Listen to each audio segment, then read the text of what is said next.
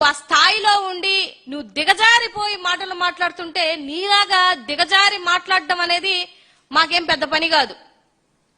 కానీ మా పార్టీకి ఒక విలువలు, మా పార్టీకి ఒక లైన్ ఉంటది. నోటికి ఏదొస్తే అది మాట్లాడడం జనరల్ గా ఎంతసేపు పని. నంగనాచి మాటలు అని అంటుంది ఒక ఎక్స్ సీఎం ని పట్టుకొని. నంగనాచి మాటలు. నీ చదువేందో నీ విజ్ఞత ఏందో నాకైతే అర్థం అవ్వట్లేదు. కానీ నిన్ను రాష్ట్రంలో ఉన్నటువంటి మహిళలు అంటున్నారు, నంగనాచి అనిత ఎక్కడున్నావు నువ్వు ఆడబిడ్డల ప్రాణాలు పోతుంటే?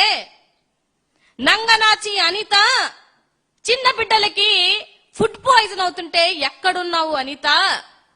నంగనాచి అనిత రాష్ట్రంలో మడ్డర్లు అయిపోయి డ్రమ్ములలో తేలుతుంటే, రాష్ట్రంలో ముక్కలు ముక్కలుగా నరికి ఫ్రిడ్జ్లలో పెడుతుంటే ఎక్కడికి పోయావు నంగనాచి అనిత అని రాష్ట్రంలో ఉన్నటువంటి మహిళలు అడుగుతున్నారు. తల్లి, జగన్మోహన్ రెడ్డి గారు అమరావతి కోసం మాట్లాడారు. సైకో అంటున్నావు, కామెడీ సైకో అంటున్నావు, పులివెందుల ఎమ్మెల్యే అంటావు. మరి నువ్వు కూడా పాయకరావుపేట ఎమ్మెల్యేవే కదా. సబ్జెక్ట్ మీద మాట్లాడటం అంటే సబ్జెక్ట్ మీద మాట్లాడడం చేతగాక వ్యక్తిగత దూషణలకి దిగుతాము, ఇదే మా సాంప్రదాయము, మా పార్టీ విలువలు ఇవే అని మీరు మాట్లాడితే ఎంతకన్నా చేసేది ఏమీ లేదు. ఎందుకంటే మీలాగా మేము దిగజారి మాట్లాడలేమే. చదువుకున్నాం, మాకొక విజ్ఞత ఉంది, మా పార్టీకి ఒక లైన్ ఉంది. మా జగన్మోహన్ రెడ్డి గారు అంతకన్నా లైన్ దాటి మాట్లాడొద్దమ్మా అని మాట్లాడతారు. కాబట్టి మీలాగా దిగజారిపోయేటువంటి రాజకీయాలు చేయలేము, మాటలు కూడా మాట్లాడలేము. ఆయన చెప్పింది ఏంటి? అసలు ఆయన చెప్పింది అర్థం చేసుకున్నటువంటి జ్ఞానం అనే ఏడ్చిందా అక్కడ ఎవరికైనా? ఎవరికీ లేదు. ఇవాళ మావి గన్ను, వెన్నుపోటు అంటున్నావు, ఇంకోటి అంటున్నావు, లేదా కత్తిపోటు అంటున్నావు, బాబాయ్ పోటు అంటున్నావు. మీ పార్టీలో విలువలు, మీ పార్టీలో వెన్నుపోట్లు, పార్టీ ఎవరితో పెట్టుకొని లాక్కున్నటువంటి మీ తీరు నేను చెప్పేది ఏముందమ్మా? రాష్ట్రంలో ఉన్నటువంటి అందరికీ తెలుసు. ఇంకా గన్ను అన్నావు, ఆ గన్నుతో కాల్పులు కాల్చిన వాళ్ళు ఎవరు, ఆ కాల్పులు కాల్చిన వాళ్ళకి భిక్ష పెట్టింది ఎవరు అనేది అందరికీ తెలుసు. సో ఇవాళ రాష్ట్రంలో ఉన్నటువంటి మహిళల మీద నీకు ఏ రోజు ఒక కన్సర్న్ లేదు.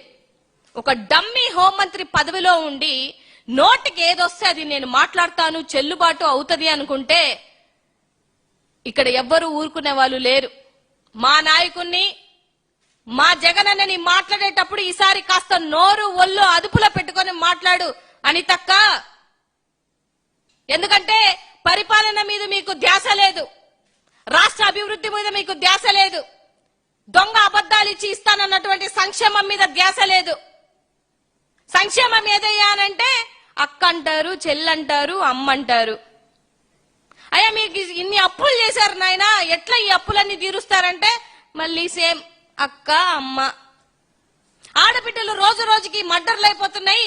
మీరు అసెంబ్లీ సాక్షిగా చెప్పినటువంటి 16,800 లెక్కల ప్రకారం ఒక్కొక్క గంటకు ఒక్కొక్క ఆడబిడ్డ మీద ముగ్గురు వేసి అన్యాయాలు జరుగుతున్నాయి. ఏంది తల్లి అనంటే జగన్మోహన్ రెడ్డి గారి అక్క, జగన్మోహన్ రెడ్డి గారి చెల్లి, జగన్మోహన్ రెడ్డి గారి అమ్మ. మీకు చెప్పారా విజయమ్మ గారు రాజీనామా చేశారని? మీకు చెప్పారా?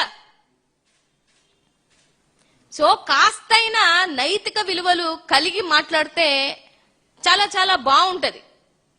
ఇవాళ మీరు ప్రతిసారి ఆయన్ని పర్సనల్ గా ప్రతిసారి అసలు ఇంట్లో ఉన్నటువంటి ఆడవాళ్ళను తీసుకొని వచ్చి రెచ్చగొట్టి మాట్లాడే విధి విధానాలే మీ విధి విధానాలు.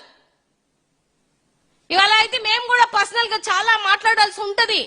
ఎందుకనంటే మరి ఎందుకు మీ భర్త మీద దొంగతనం కేసేశారు అని అనడం ఎంతసేపు పని? మాకు చాలా ఉన్నాయి మాట్లాడడం అంటే, మేము చాలా మాట్లాడగలుగుతాం. కానీ వ్యక్తిగత దూషణ అనేది మా పార్టీ లైన్ కాదు. గతంలో చెప్పాము, ఇప్పుడు చెప్పాము, మళ్ళీ చెప్తాము. సో ఇప్పుడు ఎక్కడైనా ఒక ఇల్లు కట్టుకునే వాళ్ళు అనుకోండి, ఎక్కడ కట్టుకుంటారు? మిడిల్ పాయింట్ లో కట్టుకుంటారా, లేకపోతే ఊరు బయట ఎక్కడో కట్టుకుంటారా? గతంలో మీ పార్టీ కోసం, ఇదే అమరావతి కోసం మాట్లాడినటువంటి మీకున్నటువంటి ఆ డిప్యూటీ సీఎం గారు ఏమేం మాట్లాడారో ఒకసారి చూడండి. మీ నాయకులు ఏమేం మాట్లాడుతున్నారో కూడా ఒకసారి చూడండి. మీ పార్టీలో ఉన్నటువంటి వాళ్ళు కూడా బయటకు వచ్చి ఏం మాట్లాడుతున్నారో కూడా ఒకసారి గమనించండి. ఎప్పుడు రాజధాని వద్దు అని గాని, రాజధాని ఉండకూడదని గాని జగన్మోహన్ రెడ్డి గారికి గాని వైఎస్ఆర్సీపీ పార్టీకి గాని ఆ ఉద్దేశం లేదు. మీరు కావాలని పదే పదే రెచ్చగొట్టుకుంటూ, మీరు కావాలని మీరు అడ్డగోలుగా కాదండి, రాష్ట్రంలో ఉన్నటువంటి ప్రజలకు తెలియదా? 50,000 ఎకరాలు దోచేశారు, ఇంకా 50,000 ఎకరాలు దోచేయడానికి రెడీ అయిపోయారు. రైతులకు ఇస్తానన్నటువంటి వాళ్ళకి ఏవైతే బెనిఫిట్స్ ఇస్తానన్నారో అవి ఇవ్వకుండానే పదే పదే రైతులను మోసం చేస్తాము అని అంటే ఎలా ఒప్పుకుంటాం? ఏ విధంగా ఒప్పుకుంటారు? అంటే సబ్జెక్ట్ మీద నాలెడ్జ్ లేకుండా హాఫ్ నాలెడ్జ్ మాటలు మాట్లాడకండి అనిత గారు, నవ్వుల పాలవుతారు. ఎందుకంటే మీ నంగనాచి మాటలు, మీ శుద్ధపూస మాటలు రాష్ట్రంలో ఉన్నటువంటి ప్రజలు వెంటరు. రీసెంట్ గానే మీ పార్టీలోనే ఎవరి ర్యాంకులు ఏంటి అని తీస్తే చిట్ట చివరి ర్యాంక్ వచ్చిందంట మనకి. అంటే నీ దగ్గరికి ఒక ఫైల్ వస్తే 5 రోజులైనా కూడా ఆ ఫైల్ ని మూవ్ చేయవు, ఆ ఫైల్ కి సంబంధించినటువంటి ఇన్ఫర్మేషన్ ఏంటో కూడా తెలుసుకోలేనటువంటి ఒక డమ్మీ హోంమంత్రి పదవిలో నువ్వుండి ఇవాళ జగన్మోహన్ రెడ్డి గారిని మాట్లాడతాను అని అంటే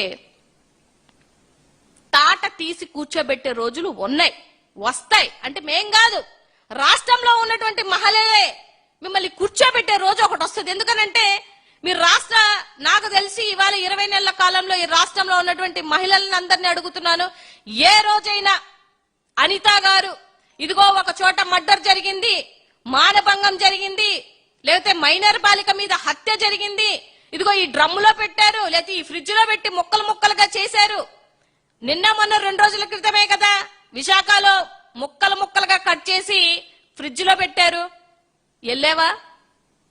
పరామర్శించావా?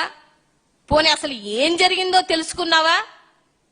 ఇవిలే నీ పదవికి ఇచ్చినటువంటి పని నువ్వు ఏ రోజు చేసిన పాపాన పోలేదు గాని జగన్మోహన్ రెడ్డి గారిని తిట్టడానికి మాత్రం నీకు ఒక శాఖ ఇచ్చి ఆ శాఖలో నిన్ను కూర్చోబెట్టారు కాబట్టి ఆ శాఖకు మాత్రం న్యాయం చేసుకోవడానికి తగుదునమ్మా అనుకుంటూ పదే పదే వచ్చి మీడియా ముందుకు వచ్చి ఆయన్ని సైకో, లేకపోతే పులివెందుల ఎమ్మెల్యే, నంగనాచి మాటలు. అసలు నువ్వు హోంమంత్రి ఎట్లయినావో నాకు అర్థం కావట్లేదు. కానీ చదువుకున్నారు కదా, ఒక ఎక్స్ సీఎం ని ఏమని మాట్లాడాలో కూడా నీకు తెలియట్లేదా? రాష్ట్రంలో ఉన్నటువంటి మహిళలు అడుగుతున్నారు ఇవాళ, అనిత నువ్వు అసలు ఆడదానివేనా అని. ఎందుకంటే ఒక మహిళగా ఇంతమంది చనిపోతుంటే కూడా నీకు కన్సర్న్ లేదు అని అంటే నీ మీద నేను జాలి పడుతున్నా, నీ మీద నిజంగానే జాలి పడుతున్నా. ఆ పదవి విలువ తెలియకుండా ఇవాళ అడ్డగోలుగా నోరుంది కదా అని అతి ఎప్పుడు చేయవాకండి. అతి చేస్తే ఎప్పటికైనా ప్రమాదమే. హద్దు దాటి మాట్లాడితే ఈసారి నీకు చాలా మంది మహిళలు ఇక్కడ నుంచి సమాధానం చెప్పేటువంటి రోజు దగ్గరలోనే ఉంది. నీ సొంత నియోజకవర్గంలోనే నీ పనితీరు బాలేక గంట సేపు నిన్ను నిలబెట్టారు అని అంటే నీ పనితీరు ఏంటో ఒకసారి ఆలోచించుకో అనిత గారు. నీ సొంత నియోజకవర్గంలోనే మహిళలు బట్టలిపదీసి కొడితే కూడా ఒక చేతగాని హోంమంత్రిగా నిల్చున్నటువంటి నీ తీరు రాష్ట్రంలో ఉన్నటువంటి మహిళలు దుమ్మెత్తి పోస్తారు. ఈసారి ఓట్లకు వెళ్ళండి, ఏమంటారు చెప్పులు చాటలతో మిమ్మల్ని కొట్టే రోజు వచ్చుద్ది, గ్యారంటీగా వచ్చుద్ది. ఎందుకంటే మీరు ఉన్నటువంటి పదవుల్లో మీ గవర్నమెంట్ ఉండి ఒక అత్యున్నతమైనటువంటి పదవి హోంమంత్రి పదవిలో ఉన్న నిన్నే నీ నియోజకవర్గంలో 3 గంటలు నిల్చోబెట్టారు అని అంటే మీ పనితీరు ఏమని అర్థం?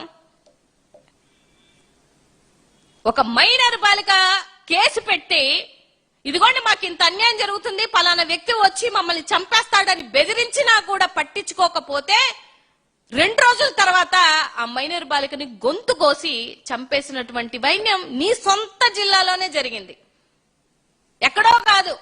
నీ సొంత జిల్లాలోకే నువ్వు న్యాయం చేయలేవు, ఇంకా ఊరంతా ఏం న్యాయం చేస్తావులే గాని నీ సొంత జిల్లాలో జరుగుతున్నటువంటి వాటికి న్యాయం చేయలేవు. సో దయించి ఇక నుంచి నీ నంగనాచి మాటలన్నీ కట్టిపెట్టి, నీ నంగనాచిన మాటలన్నీ పక్కన పెట్టి రాష్ట్ర మహిళల యొక్క సంరక్షణ మీద, రాష్ట్ర మహిళల యొక్క మానాలు ప్రాణాలు కాపాడే విధంగా నీ పదవి ఉండాలని నేనైతే మనస్ఫూర్తిగా కోరుకుంటున్నా. ఎందుకంటే రాబో రోజులలో మహిళలే నిన్ను నీ నియోజకవర్గం నుంచి తరిమి తరిమి కొట్టే రోజు ఒకటి వస్తుంది, గుర్తుపెట్టుకో. ఎందుకంటే ఆఫ్టర్ ఆల్ పులివెందులు అన్నప్పుడు నువ్వు ఆఫ్టర్ ఆల్ పైకరావుపేట ఎమ్మెల్యేవి. 2019లో అనిత వద్దు పార్టీ ముద్దు అని ఒక నినాదం తీసుకొని వచ్చి నిన్ను ఇసిరేస్తే కొవ్వూరులో ఓడిపోయిన ఎమ్మెల్యేవి. ఇవాళ ఫ్లూక్ లో 3 పార్టీలు కలిసిపోతే ఏదో ఎమ్మెల్యే అయినటువంటి నువ్వు ఆయన చరిత్ర గాని వాళ్ళ తండ్రి చరిత్ర గాని నీకు తెలియదు కాబట్టి 2014కి ముందైతే అసలు నువ్వెవరో కూడా ఎవరికి తెలియదు. ఆ విషయాలన్నీ పక్కన పెట్టి రాష్ట్ర మహిళల యొక్క సంరక్షణ మీద పిల్లలు ఫుడ్ పాయిజన్ అయిపోయి నీ సొంత జిల్లాలోనే చనిపోతున్నారు. అసలు నువ్వు వెళ్తేనే బొద్దింకొచ్చింది. నువ్వు వచ్చి ఇప్పుడు నీతి మాటలు చెప్తుంటే నిజంగానే దెయ్యాలు వేదాలు వల్లించినట్టు ఉంది. కాబట్టి కాస్త జగన్మోహన్ రెడ్డి గారి మీద మాట్లాడేటప్పుడు ఒళ్ళు నోరు అదుపులో పెట్టుకొని మాట్లాడాలని ఈ సందర్భంగా తెలియజేస్తున్నాను.